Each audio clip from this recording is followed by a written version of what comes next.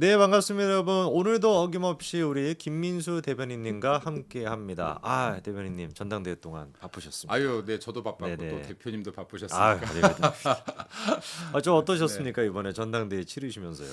뭐 일단은 뭐 치열했던 것 같고요. 저는 좀 음. 전당대회 비관론자라 사실 제가 아, 뭐 방송에서 종종 이야기했지만은 네네. 전당대회가 좀 구조가 바뀌어야 된다. 음. 이게 저도 네 번째 전당대회거든요, 벌써. 아, 예. 진짜요? 2019년에 당협위원장이 이제 공개 오디션으로 되고 나서 두 달 후에 바로 한교안 오세훈 전당대회가 있었고, 네네. 네, 그 이후로 이제 또 이준석 나경원의 전당대회 그랬었죠. 있었고, 네네. 또 이제 김기현. 김기현 나경원 어. 전당대회가 있었고, 이번 네네. 전당대회까지 하면 전당대회가 네 번이죠. 그리고 음. 그 사이에 비대위까지 하면 한 9번 바뀌었나요, 지도부가? 그렇죠, 거의. 예, 네. 한 거의 9번 정도 바뀌었죠. 근데 음. 전당대회를 할 때마다 제가 당협위원장이었죠. 원래. 네네. 네, 근데 이제 당협위원장이니까 첫 전당대회는 뭐 잘 모르고 넘어갔고 사실 두 음. 달뿐이 안 됐을 때라. 근데 이제 두 번째 때부터 보니까 이게 전당대회 할 때마다 패가 나눠져서 예, 그리고 그 아. 사이에 껴있는 원외 당협위원장들 굉장히 힘들어해요. 아, 사실 가운데 네네네. 낑긴다 그러죠. 그럼 이제 그렇죠, 그렇죠. 저희들끼리 말로 고래 싸움에 새우 등 터진다 하는데 그럼 정말로 죽을 네네. 맛이에요 그게. 그러니까 그러고 나서 전당대회가 끝나고 나면 개파가 막 나뉘어 인위적으로 나뉘어져 버리고 그렇죠. 예, 네. 이렇게 갈라쳐져 있고 네네네. 그래서 이게 단합에 도움이 안 되는데 이 방식들이 좀 바뀌어야 된다를 계속 얘기했었었는데 안 네네. 바뀌네요. 아, 바꾸는 게 또 쉽지가 않죠. 안 바뀌어요. 네. 생각해 보면은 옛날에는 친이 친박 뭐 이것 때문에 너무 시끄러웠고. 친이 네. 친박 너무 시끄러웠고 그 다음에 친박 진박 아, 또 친박과 이거 또 진박. 여기로 가면서 당이 네네. 많이 무너졌고 네네. 사실 이제 그때 생겼던 당규가 음. 현직 국회의원이나 당협위원장들은 전당대회에서 개입하면 안 된다. 이게 생긴 거예요. 오. 개파가 나뉘어지니까. 네네네. 네, 그래서 이제 개파 정치나 줄 세우기 정책 없앤다라고 해서 그게 당규에 들어가게 됐죠. 네. 근데 이번에 전당대회를 봐도 뭐 별로 그렇게 당규가 그렇게 효과는 없었던 것 같아요. 그래서 제가 이 전 방송에서도 한번 선거 중에 그랬는데요. 네. 당규를 안 지킬 거면 없애고 그 조항을. 예, 그게 맞죠. 그리고 만약에 당규에 담겨 있다면 지켜라. 근데 이제 이게 안 지켜지면은 사실은 이게 어쩔 수 없이 개파 정치가 될 수밖에 없어요. 그러니까 이런 형태를 띌 수밖에 없는 구간이 있어서 그리고 이게 정치하는 사람들은 어찌 됐든 간에 자기의 뜻을 펼쳐보려는 사람들이잖아요. 그렇죠. 근데 이게 우리 당뿐만이 아니라 당 구조들이 지도부가 누구냐에 따라서 공천이 왔다 갔다 하고 아. 이때까지 했던 노력들이 날아가기도 하고 막 그렇죠. 하다 보니까 이게 사람들이 막 이렇게 강한 쪽으로 많이 몰리죠, 막 이렇게.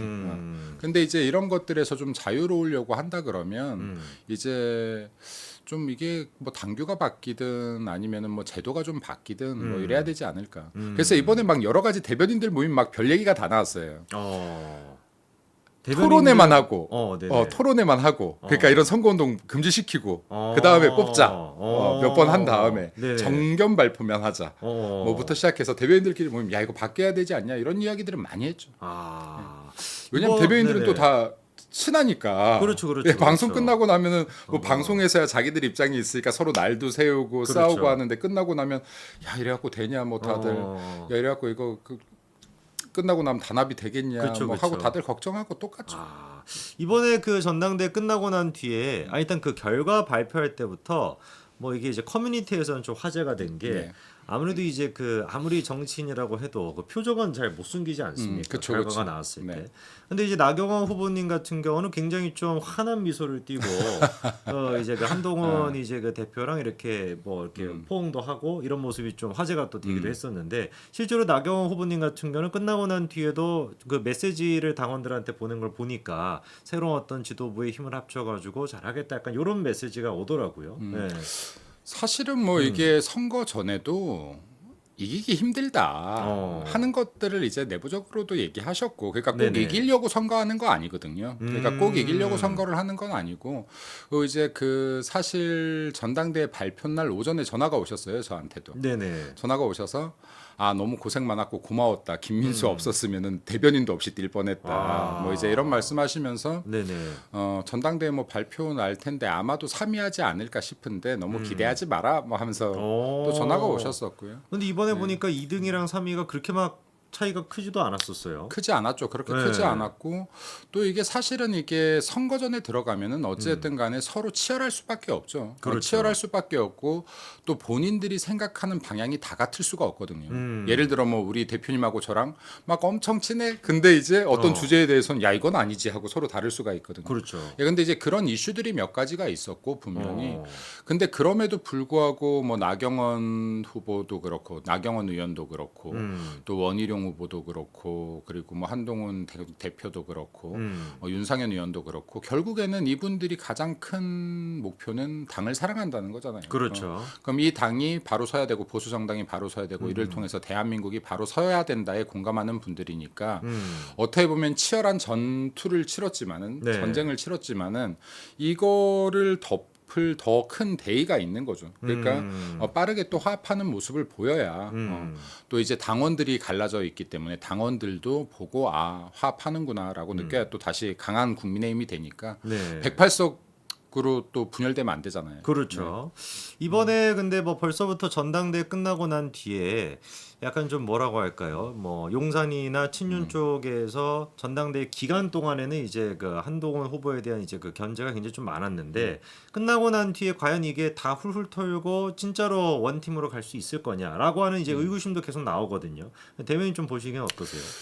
제가 볼 때는 일단은 원팀으로 갈 거냐 말 거냐보다 가야 된다라고 이제 규정을 해놓고 여기에 맞춰야 될 것 가야 같아요. 된다. 그러니까 만약에 안 가면 여기에 진짜 뭐 대표님도 자유 보수의 투쟁 전사인데 이렇게 싸우는 의미가 없고, 그렇죠. 예, 저희들도 지금 이렇게까지 서로 다른 목소리 어떤 것이 맞느냐 계속 목소리를 내는데 이런 이유도 없죠. 그러니까 무조건 단결돼야 된다라는 대전제를 깔고 이제 여기에 맞춰야 되지 않는가.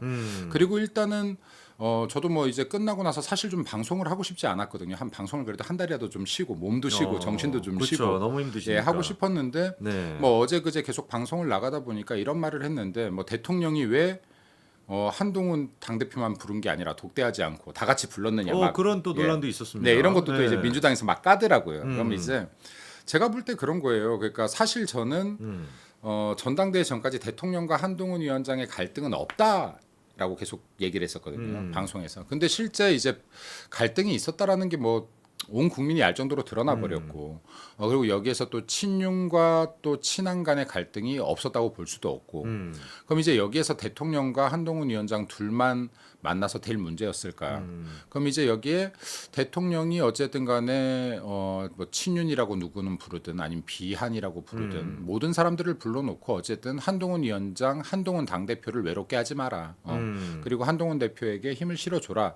라고 공식적인 이야기를 했으니까 네. 이건 화합의 장을 좀 열었다라고 보고요. 또 거기에 또 한동훈 대표가 또 화답을 했고 윤석열 정부 성공을 위해서 다 같이 힘을 모으자라고 또 화답을 했으니까 제가 볼 때는 여기에서부터 뭐 사람 관계가 한꺼번에 확 친해질 수도 없고 한꺼번에 확 나빠질 수도 없잖아요. 그렇죠. 그럼 이제 첫 발 내딛었다. 그리고 이제 또 대통령께서 한동훈 대표를 또 조만간에 독대하신다라고 하니까 네네. 이렇게 잦은 만남을 해야 된다. 왜냐하면 이게 자주 만나고 대화하지 않으면 오해가 생겨요. 그렇죠. 네, 오해가 생겨서 대다수 뭐 사람들의 감정들이 오해에서 발단되는데 오해하지 않으려면 자주 만나고 자주 소통하는 게 1번이 아닐까 싶습니다.